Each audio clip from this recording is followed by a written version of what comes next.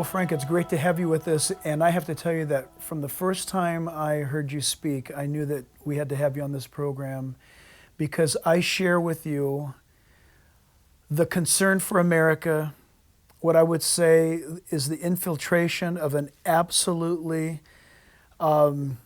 militant antithesis to our constitutional form of government, our Judeo-Christian worldview value. And I'm concerned as you are that Americans are either ignorantly asleep at the wheel or willfully asleep at the wheel. But I want to ask you that question that perhaps it would be one that you would want the interviewer to ask you. And so your time and your words are so valuable to me. I would love to hear what you have to say. What does America need to be thinking about and doing right now at a time like this? You're right, of course, that we are facing what I think of as a toxic totalitarian ideology. And people in this country, and I think increasingly around the world, are more or less clued up about the version of it that manifests itself in this unbelievably barbaric violence. It goes under different brands these days. It's the Islamic State, it's Al-Qaeda, it's the Taliban, it's Boko Haram, it's Al-Shabaab, it's the Al-Nusra Front, and on and on. But whatever the brand is, there's a common ideological animating DNA. Its adherents call it Sharia. Right. And by that they mean this program they believe has been directed by God, which it is their divinely mandated duty to impose on everybody, Muslim and non-Muslim alike, worldwide, in furtherance of the realization of a new sort of Islamic form of government that will rule according to Sharia, which they've typically called, at least in the Sunni tradition, the caliphate. Yes. Pretty obvious that's a problem. The trouble is, this is complemented, this violent version of jihad is complemented by other problematic, but less, to varying degrees, less obvious threats. That's right. Again, animated by exactly the same Same totalitarian same ideology. goal intended. Absolutely the same end states are intended to be achieved. I think of it as a couple of fold. One, the Hijra. The Hijra is a form of migration or colonization or simply an invasion. That's right. By Muslims into non-Muslim lands. It's much in evidence at the moment, obviously, in Europe. Right. But it's coming here too. That's right. And the point of the Hijra from Muhammad's day to this has been bringing the program, bringing the faith to dominance over the Dar al-Harb, as they call it, the house of war, and expanding the Dar al-Islam, the house of Islam. In addition to that, there's something called zakat, which is Arabic for essentially tithing or charitable contributions, obligatory on Muslims. That's right. And depending on who is doing the counting, of the 8 prescribed purposes for which zakat is supposed to be applied, 1 or as many as 4 of those prescribed purposes involve supporting jihad.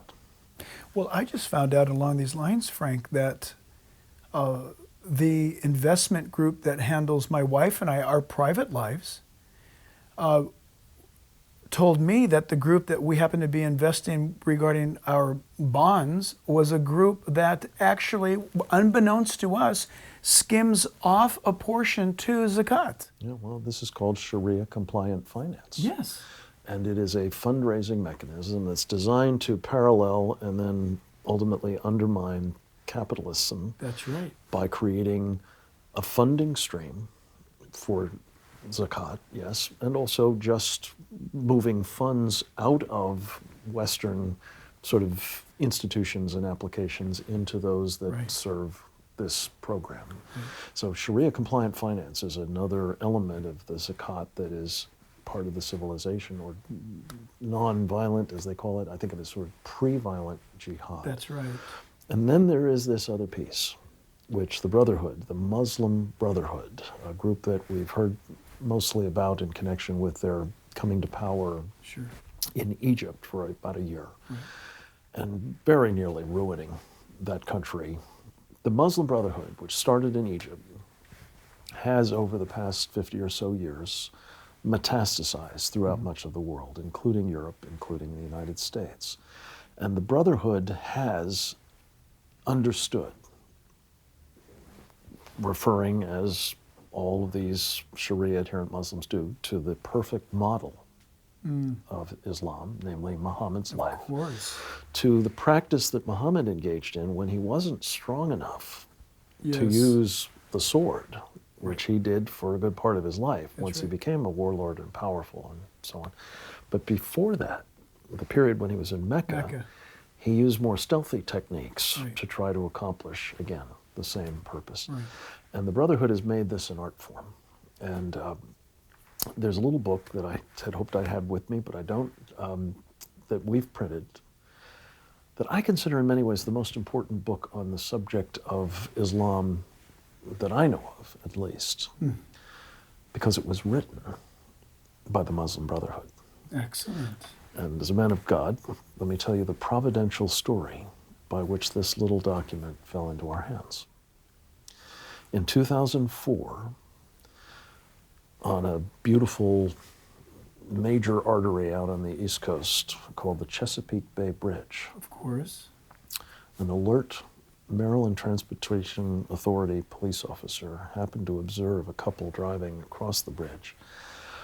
And he noticed that the woman in the car did what a lot of people do. It's a magnificent seascape that you see from the apex of the bridge, but she wasn't taking pictures of the seascape. She was taking pictures of the structural supports of the bridge. Sure. And the police officer thought, that doesn't look right. So he pulled them over. He ran their IDs. And lo and behold, the driver of the car, the husband of the couple, was wanted on a material witness arrest warrant out of Chicago in connection with fundraising for a designated terrorist organization known as Hamas. Of course.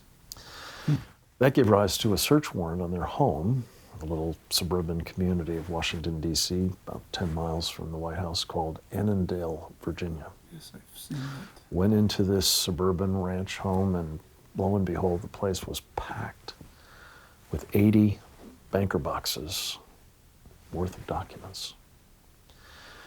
On inspection and translation and organization, it turned out what we had tumbled on through the hand of God were the archives of the Muslim Brotherhood in North America.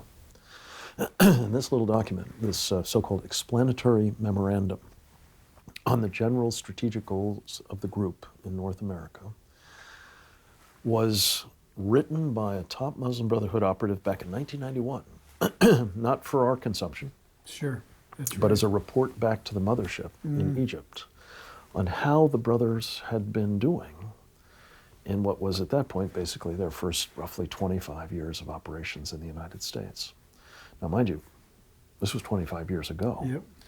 But even then, it was clear what they were doing in the That's right. furtherance of the mission, as he stated, which was destroying Western civilization from within That's right. by their hands, meaning ours, and the hands of the believers, so that Allah's religion would be made victorious Sure. over all other religions. Right. And then the rest of this short little monograph, and by the way, people, if they want to take a look at it, it's available as a downloadable PDF for free. And we'll make that available for people. The link is there, Absolutely. securefreedom.org. But just scanning it tells you basically everything you need to know about what they call civilization jihad. This stealthy, subversive, seditious program of, like termites, burrowing into the woodwork of our republic for the purposes of so weakening it There you that go. at some point Sure. it can be From within. collapsed. from within. And so my one really important message, I think, to your audience and to Americans more generally is we need to be alert not just to that horrifyingly terrifying and horrific, violent kind of jihad, but we need to understand these other elements as well, because in some ways they're more dangerous to a society like ours, especially when they get help from interfaith partners in perpetrating. That's right.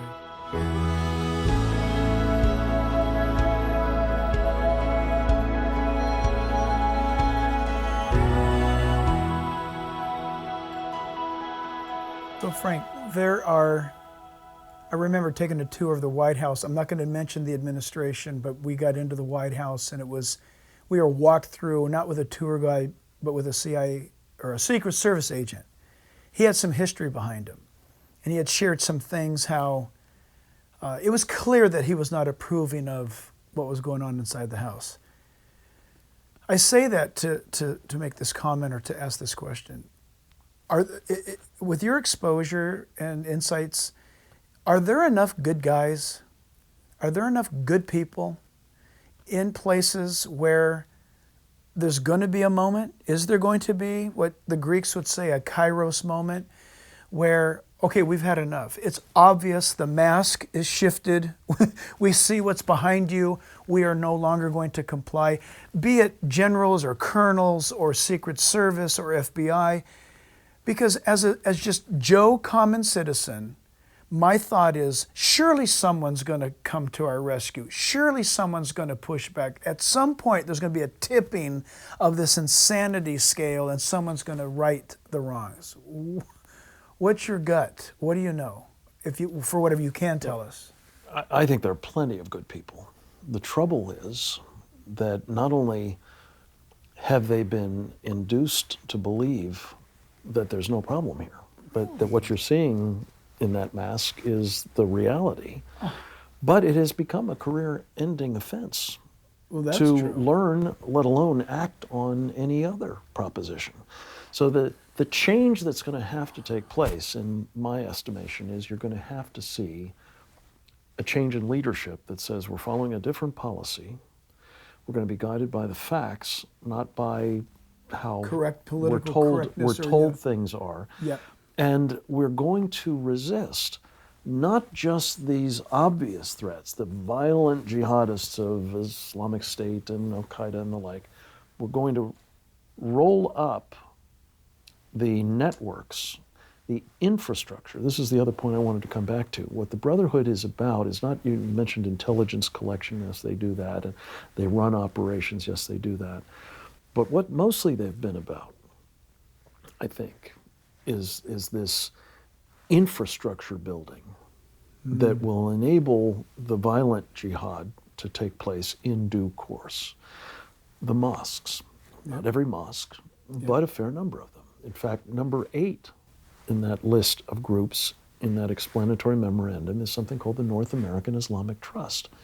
And most Americans don't have any idea these things exist, let alone that they've been beavering away for 40 or 50 years. Right. The North American Islamic Trust, get this, is an entity that is funded by something called the Muslim World League. The Muslim World League is a line item in the budget of the Kingdom of Saudi Arabia. The purpose of the money that flows from the Kingdom of Saudi Arabia through the Muslim World League to the Muslim Brotherhood's North American Islamic Trust is to buy the mortgages for mosques that they're building out across the United States. Some of them are called mosques, Islamic societies, cultural centers, whatever. And their purpose, again, going back to Muhammad's time, is those mosques are not simply houses of worship like our churches or synagogues. They are multi-use facilities, you might say. They are used to assemble the community. They are used for events of various kinds, religious and otherwise. They're also, in many cases, used as training facilities and in some cases as armories. That's right. What the French and the Belgians have been doing lately as a result of the problems with their Hydra That's right. and the use being made of mosques by violent jihadists, when that infrastructure starts being used for that other kind of holy war, is they've gone in and they've discovered there are caches of weapons Right. in these places. And that's how the model has been established throughout the Middle East. It is the historical That's right. mission of the mosques. Exactly. So I'm not saying that that's true of all of them here either, but I would be willing to bet if people had the direction to Yes. go into those mosques today under a different policy Right. aimed at protecting us Right. against an internal threat that may be for the moment seditious, not violent, I wager you will find lots of places where there Boy, are caches of weapons as well. I agree. I wish this would get out into the minds and hearts of those that are supposedly watching over us. I like you, I'm sure you've heard numerous times where there's been either Joint Terrorist Task Force officers or FBI agents who have made comment where there are many mosques, not all, many mosques, where there are radicalized teachings taking place, where there are some who we know that they're being monitored and listened to, where there are more extreme type activities taking place inside there. That sounds so wrong to the American psyche and mind. How can this be? This would never happen.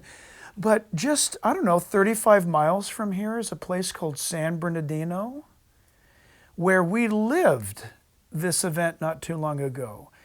And I like what Philip Haney says in his book. It's a sarcastic spin-off. I believe Homeland Security has the jingle, "See something, say something." His book says, "See something, say nothing," because you're going to be chastised, you're going to be disciplined. And the neighbors in San Bernardino said that. They said, "I saw stuff, but I didn't want to become labeled as an Islamophobe, a racist, bigot, Islamophobe." And until, it's my opinion, this is one reporter's opinion, that until Americans know what they believe, love what they believe, to stand for this nation, we will continue to succumb to these politically correct talking points, these cultural pressures of you can't say that, you can't do that. Because right now, at least in California where we're sitting, the advancements that Islam is making among the instruction, the halls of instruction in California, the schools, the colleges, junior high, elementary school, we're in this state. Kids are being taught under the covering of social studies and cultural awareness. You'll assume a Muslim name for 30 days. You will wear these kind of clothes when you come to school. You will plot your Hajj to the Middle East. Try that with Christianity. They'll say the Shahada, Yes, they'll do the recitation. devotional prayer to Allah. That's right.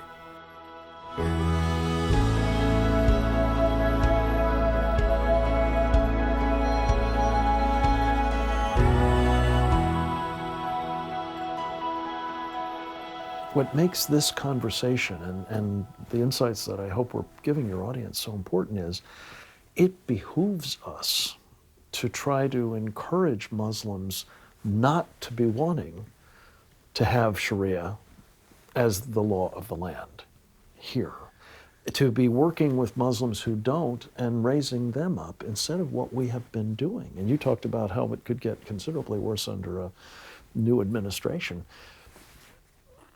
If we continue to hold up as the leaders of the Muslim community in the United States, to work with, to engage, to legitimate, to empower the Muslim Brotherhood and its front organizations. And by the way, that little document that I mentioned to you, that secret plan, helpfully provided, albeit circa 1991, a list of 29 groups under the heading, That's right. our organizations That's and right. organizations of our friends. And if you look at that list, even today, they're the principal groups that we're told are the leaders of the Muslim community. Sure. In fact, get this, the Secretary of Homeland Security, Yes. Jay Johnson, on the Sunday before Labor Day this year, went to the annual convention of the first group on that list, There you go. the Islamic Society of North America. Yes.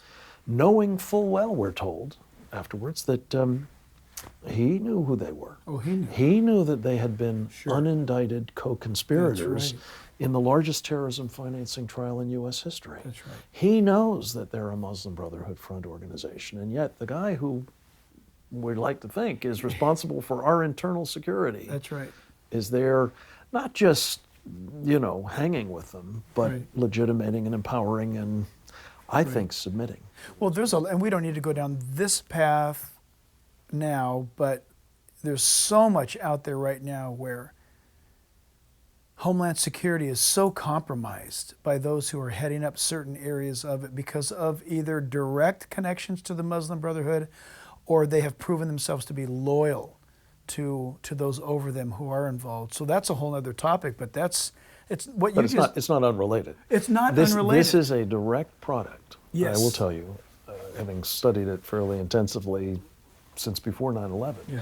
of the civilization jihad. That's right. Our guys have been, in some Yeah. cases, suborned. Yes. In other cases, I think there is a certain affinity for sort of this notion of Islamic supremacism. And whatever their motivation, they have enabled the penetration inside the wire, as the military likes to say, inside the wire of our government.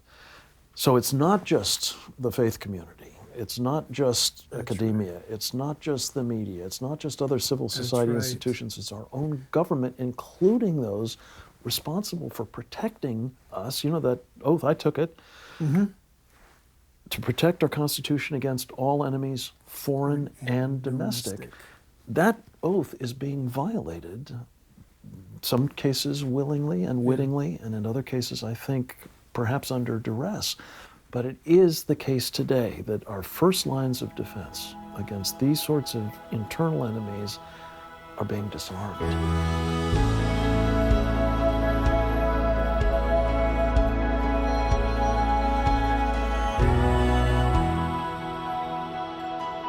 When I saw the Syrian refugee migration,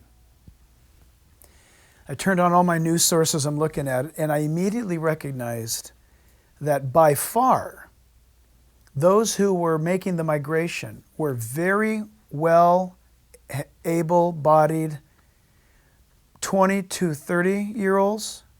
And as soon as I saw that, I told the staff, I just said, you know what, we're watching a Trojan horse right now of monumental effect. That's exactly right. And I think that's what's happening. Under the guise of this hydra, Sure. masquerading as refugees, migrating for a better life, and again, much of what we're saying here, Jack, may sound unbelievable Too to fantastic. people, and I feel constrained to point out that if you think what we're talking about either can't happen here or certainly isn't happening here at the moment, look at Europe. Because it's the same trajectory we're on. They're a little further down the road, or down the tubes, as the case may Down be, the than tubes, we. yeah. But it's the same idea. They've had this Muslim Brotherhood infrastructure put into place for 50 years. They've had large numbers of people, long before this episode, right. coming in to the point where they're now 10% of the French population, for example, and other numbers elsewhere. They've built out networks that support the jihad, and they are now importing amidst, I'm not saying all of these folks, but amidst that group, ISIS operatives, Al-Qaeda operatives, and other Islamic supremacists. Right. And you know what's interesting? I mentioned this business about the mosques. When the Germans began freaking out about the fact that they had just taken in 1 million people who were never going to assimilate, Never. and who were going to be a problem for public safety and Right. probably their security, as well as simply trying to transform their country into just part of the Dar al-Islam. That's right. One of the things that they did was they expressed their upset to the Saudis. I'm not sure whether they said this, but they should have if they didn't. Why don't you take some of these refugees, old boys? Right. You know, they've got these massive tent cities for That's the right. Hydra that aren't used except when that's taking place. saw- Why don't you let some of those guys That's in? Nice right. air-conditioned things in the desert and so on. You know what the Saudi response was? Yes, I We'll, do. we'll solve this problem for you. We'll build 200 more mosques in your country. Yeah. These guys are no fools. Wow. They've been at it, for 1,400 years. So how does this end? Well, I think in Europe you're likely to see a civil war in the not too distant future. You mean a civil war, meaning you'll see native Europeans rising up against the immigration teams on European soil? Either past or present immigrants. I think it probably will be along sectarian lines. The truth of the matter is, in the long history of Europe, periods of peace, like we've enjoyed since the end of the Second World War, are almost unknown. That's true. And it's a place that's been a carnal house of people murdering and massacring and others. So will that happen? I hope not, needless to say, but I think that's probably coming if the native population still has the fight in it and the means by which to fight. There clearly is a kind of volcanic pressure building there because they're seeing their countries going away. But they're possibly too late. We'll see. But for us, how it ends, I think depends in part on, do we persist in going down the road we're on, or do we change course? I'm a part-time sailor, and one of the things that you learn early on in anything to do with nautical activity is a course correction of just a few degrees can be the difference between being on the rocks and a safe passage. We need to get a substantial redirection consistent with our Constitution. Right. We are under no obligation to bring people here who do not share our values, who want to change our country. We do not have to tolerate people who, whether they openly acknowledge it or not, are engaged in subversion and sedition. In fact, we have laws to protect against it. Right. And we have, I believe, not just in the faith community, but in the national security community and our first lines of defense, and some in the media, and some in academia, plenty of people who can talk honestly, thoughtfully, and accurately about the threat we're facing, as long as they're not silenced, as long as we don't succumb to this pressure from the Islamists, from their friends on the left, by the way. This is a red-green axis at work here that has as its first purpose ensuring that anybody who says anything that might be deemed offensive, no matter how true or how necessary, is somehow beyond the pale or maybe even engaged in a criminal enterprise. That cannot be allowed to stand. That's right. Amen to that. Frank, thank you so much. Excellent. Thank you.